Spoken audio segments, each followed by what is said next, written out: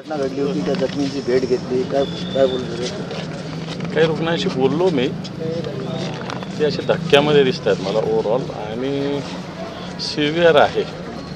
म्हणजे एक स्पष्ट होतं की औद्योगिक सुरक्षा राखण्यात या ठिकाणी कमतरता आणि अपयशसुद्धा आहे. त्याला जबाबदार प्रशासन पण आहे, मूळ कंपनीचे जे ओनर्स आहे हे सुद्धा दोन्ही घटक याच्यामध्ये जबाबदार आहे. आणि सातत्याने या घटना घडतात. आता डोंबिवलीला मागे लागोपाठ अपघात घडले. आता जालन्यात मोठ्या प्रमाणावर इंडस्ट्री आहे, स्टील इंडस्ट्री आहे. परंतु जालना अख्ख्या महाराष्ट्राला काय देशाला स्टील पुरवत असेल, परंतु जसं पाहिजे तशी सुरक्षितता कामगाराची पण नाही आहे. मला वाटतं त्याच्यासाठी सरकारला खबरदारी घ्यायला भाग पाडावं लागेल. या संदर्भात मुख्यमंत्र्यांशी बिलकुल मुख्यमंत्री असेल, या खात्याचे मंत्री, उद्योग मंत्री असतील, कामगार मंत्री असेल, यांच्याशी निश्चित मी आज चर्चा करेल.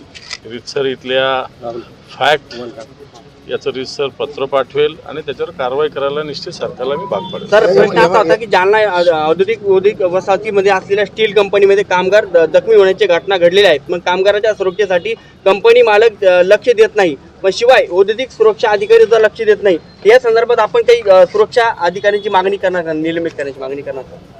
मला असं वाटतं निलंबित करून प्रश्न सुटत नसतात, कारण ही सुरक्षा वाढवली पाहिजे. सगळ्याच ठिकाणी प्रशासन काम करेल, सरकार काम करेल अशातला भाग नसतो.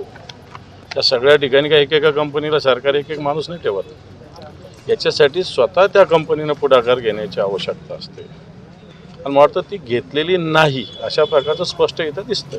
सर, तुम्ही स्टील कंपनीत गेला होता, काय निदर्शनास आलं? निदर्शनास हे आलेलंच आहे की तिथं काही ठिकाणी मेंटेनन्स चालू होता, काही ठिकाणी काम चालू. माझ्या माहितीप्रमाणे मेंटेनन्स चालू असताना बाकीचं काम नसलं पाहिजे, कारण एकाच कॅम्पसमध्ये एकाच एरियामध्ये ते आहे. कामगारांना ज्या पद्धतीनं औद्योगिक सुरक्षिततेचे जे प्रोटोकॉल्स आहेत त्या पद्धतीनं कोणत्याही प्रकारे नाही दिसत. हे मी कामगारांशी पण बोललेलो आहे.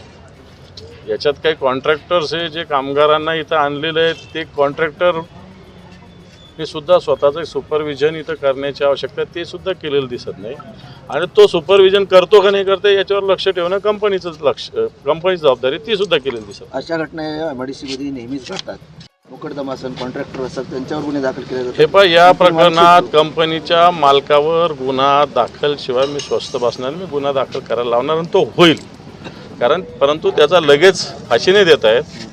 व्यवस्थित त्याचा तपास डिश विभागाचे अधिकारी करतील आणि याला मूळ मालकच जबाबदार. इथं ही काय मोठी मल्टीनॅशनल कंपनी आहे की मालक कुठतरी बसला. इथं मालक दररोज त्या तिथं फिजिबल हजर आहे, त्याच्यामुळे त्याला कारवाई करावंच लागणार आहे. कामगार संघटनेचे काही स्थानिकचे नेते त्यांनी आरोप केलेला आहे की जे काही मजदूर होते यांच्याकडे सेफ्टी गार्ड्स नव्हते, हेल्मेट नव्हते, त्यामुळे आणि जी भट्टी तिची व्यवस्थित देखभाल केली नाही, त्यामुळे भट्टीचा स्फोट झालेला आहे. मी बोललो तुम्हाला, मी हा मुद्दा सांगितला.